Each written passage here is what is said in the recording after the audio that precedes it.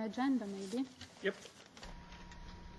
Okay, thank you. I'm going to say a bit about, the title of my talk is How Big Will the Anti-EU Wave Be?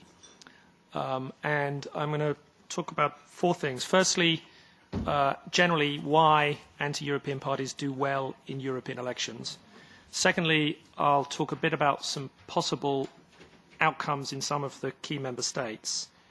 Thirdly, I'll talk about generally what the new parliament might look like with the bigger representation for populist and anti-European parties. And fourth, I'll talk a bit about how I think this might have an impact on the agenda of the European Parliament. So firstly, as political scientists, we know that European elections are generally midterm swings against national parties, against big parties in government. So looking at all previous elections in all member states, national governing parties in government do badly, big parties do badly, and small parties, particularly protest parties, do well.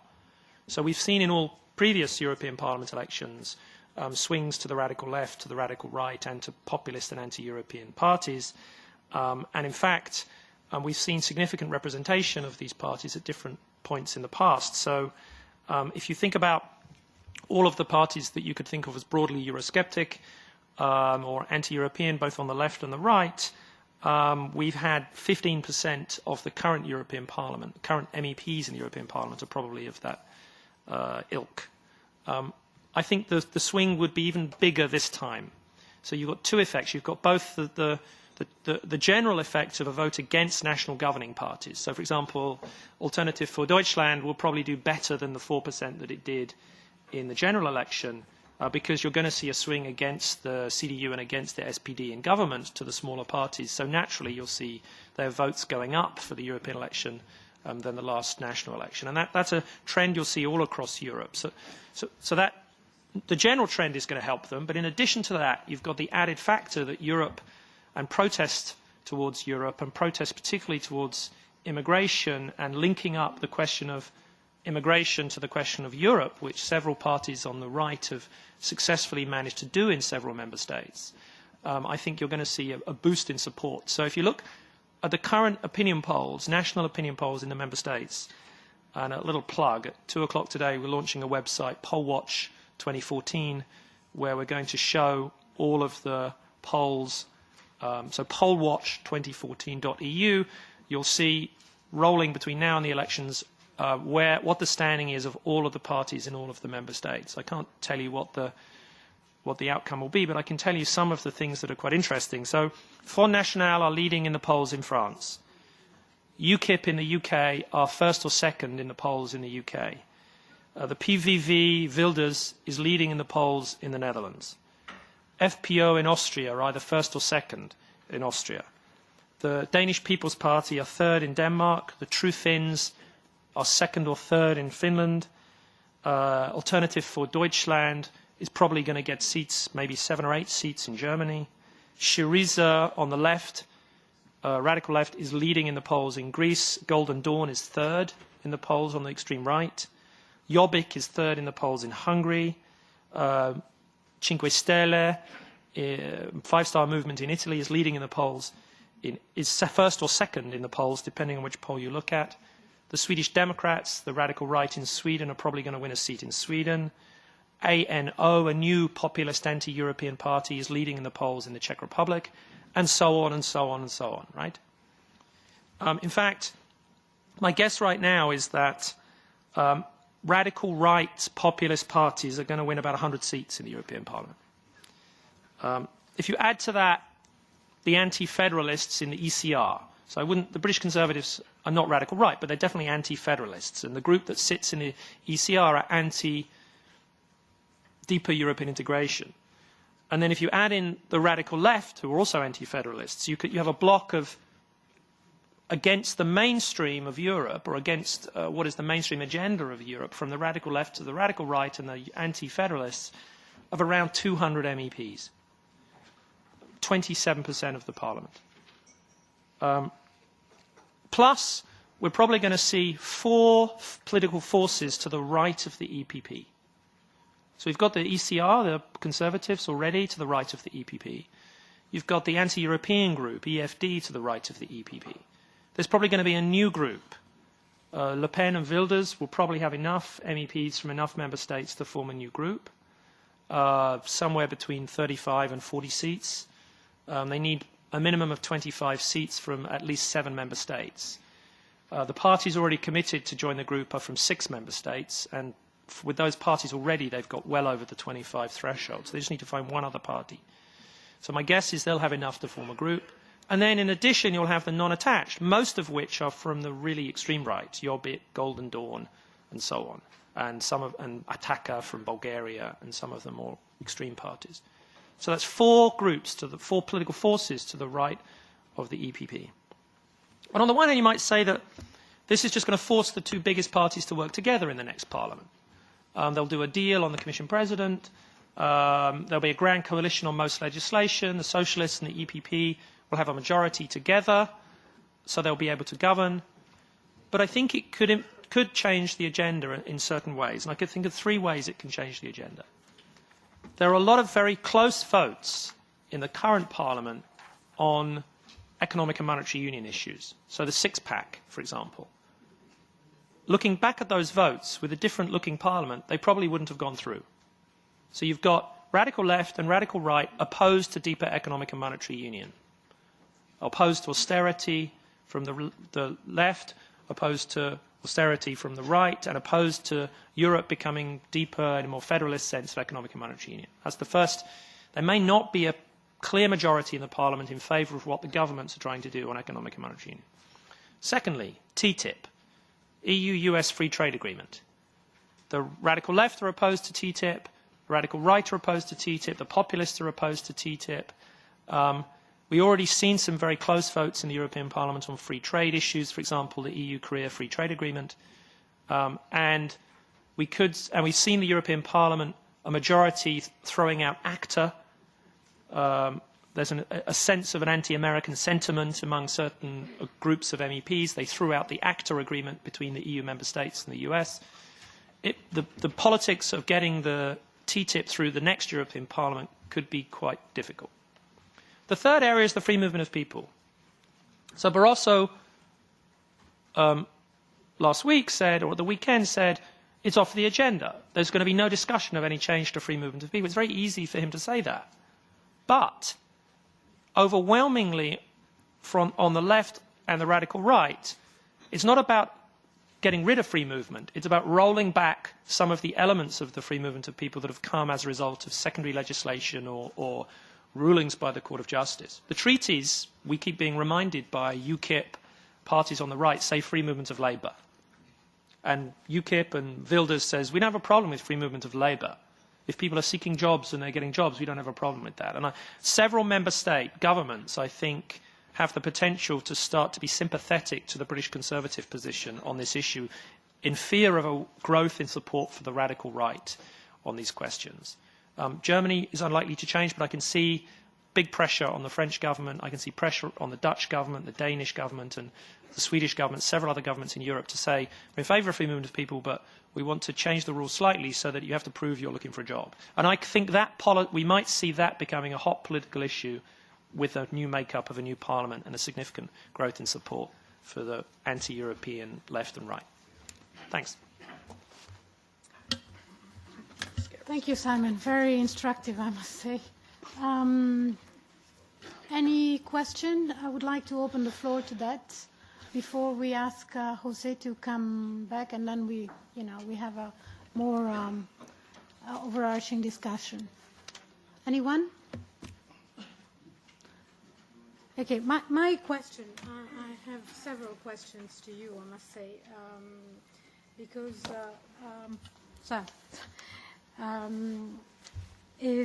you talked a lot about the political groups and the fact that we're going to have almost 27%, according to the polls right now, 27%, which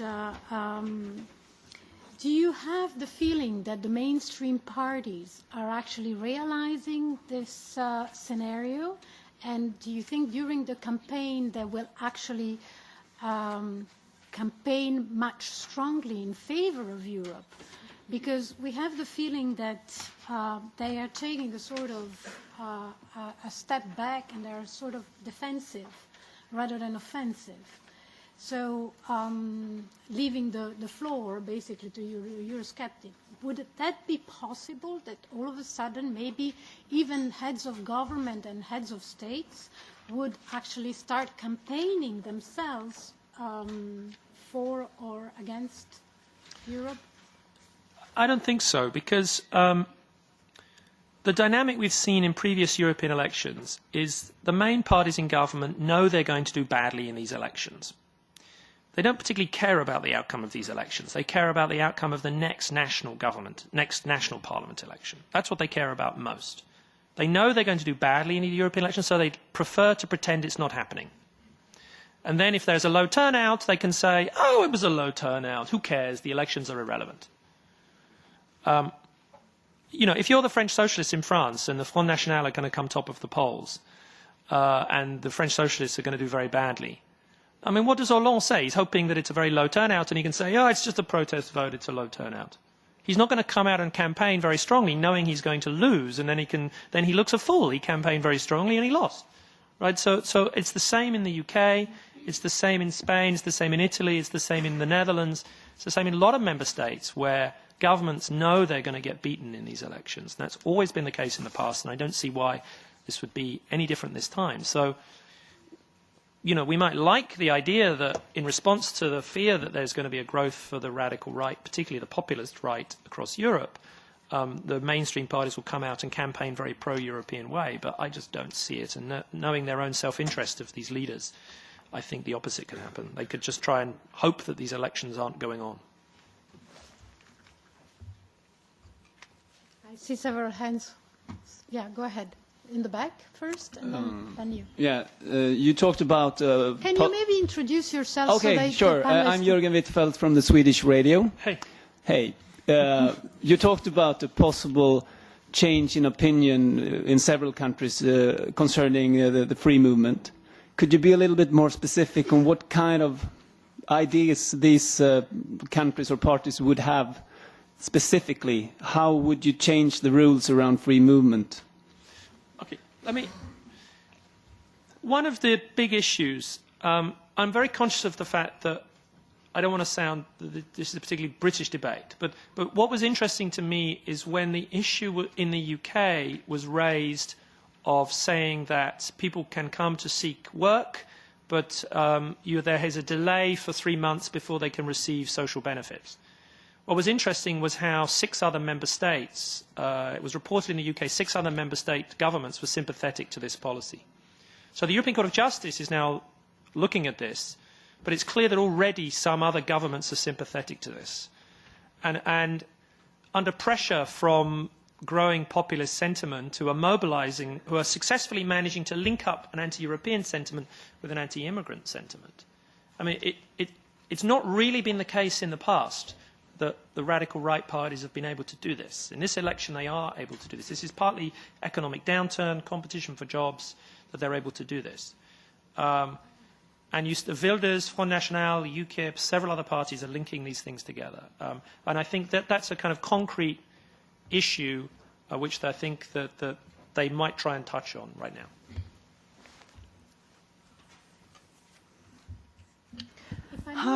If I may jump on this just a minute. Okay. It seems that the move by Cameron to actually set new rules to access welfare benefits this week would actually bring down the support for UKIP. Do you think this is actually possible or no? I don't think so. You know, no matter what the British Conservatives have tried to do to appease UKIP have carried on going up in the polls. So, I mean, he made a speech promising a referendum and UKIP went up. He makes a promise on changing the free movement of people, UKIP goes up. I mean, there's a lot of factors that are leading to the rise of UKIP in the same way the rise of Front National in France or Wilders in Holland. Part of it is Europe, part of it is immigration, but another big part of it is a growing fragmentation of the vote among the younger voters all across Europe. The mainstream centre-left is in decline across Europe. More voters are going to Greens, to the radical left. The mainstream centre-right is in decline all across Europe, with a big fragmentation of the vote between liberals, Christian Democrats, conservatives, anti-Europeans, you know, whether it's Front National and UMP in France, or UKIP and the Conservatives in the UK, or the Netherlands. You know, 11 parties now. The highest party is standing at about 18% in the polls. I mean, that's a phenomenon that we're having the kind of Dutchification of European politics all across Europe. I mean, it's amazing that we're seeing this. Germany, perhaps, is an exception. You know, on the left with Linke, Greens and SPD, but on the right, well, there isn't so much fragmentation. But that's really an exception. If you look at almost all the other countries in Europe, we're seeing a big fragmentation of the vote. So that is, there's voters, younger voters on the right, who are saying, I don't want to vote for the mainstream parties. These guys are more interesting. They're anti-establishment. Yeah, we might not be as anti-foreigner as they are, but I like the fact that they're populist. I like the fact they're anti-establishment. And it's very difficult for the mainstream conservative parties, often in government, to deal with that kind of protest. Thank you. Please go ahead. Hi, I'm Nora Hamadi. I'm editor-in-chief in the French parliamentary channel. You said a few minutes ago that there is maybe 27% of the future parliament. And you said also that it will be maybe a coalition between socialists and EPP, sorry. Do you think that we can also expect that we could expect that there's coalition between the EPP and, I don't know, populist or something like that, especially on the issue of immigration, Schengen, this kind of thing? I don't think so. I think most of the large parties in the EPP are totally opposed to any deals with the right. You know, that certainly the CDU are saying no discussion or free movement. The CDU instinctively are in a grand coalition with the SPD. And when you have a grand coalition in Berlin, I say that you have a long shadow of the government in Berlin on the European Parliament. You know, you have two very big parties in coalition together in Berlin. They're the two biggest parties in the two biggest groups in the Parliament. Instinctively, they want to work together. And the CDU will try and argue very strongly in the EPP, no deals with the guys to our right. We need to fix economic and monetary union, and we know these guys don't want to do this. We're not going to have any discussion of the free movement of people, and they will argue against that. And they're very pro-TTIP. So I think on a lot of the key issues for the next parliament, I think the EPP will not want to do any deals with the guys to their right. Instinctively, they'll say we need to do deals with the socialists. And this will start, I think, with the Commission President. Neither of the groups are going to have a majority or an easy majority, either to the left or to the right. There will have to be a deal between the two biggest groups on who the Commission President is, and there will be a deal that says you get Commission President and we get Council President, or something like this. That's my guess right now, and I think that's what they'll have to do. Thank you. Yeah. Hello, I'm Andres Hernandez from Spain. Except Greece, the other three countries rescued by the Troika have no significant anti-European movements. Instead, the other countries not rescued by Troika have a lot of anti-European movements. Why do you think this happens?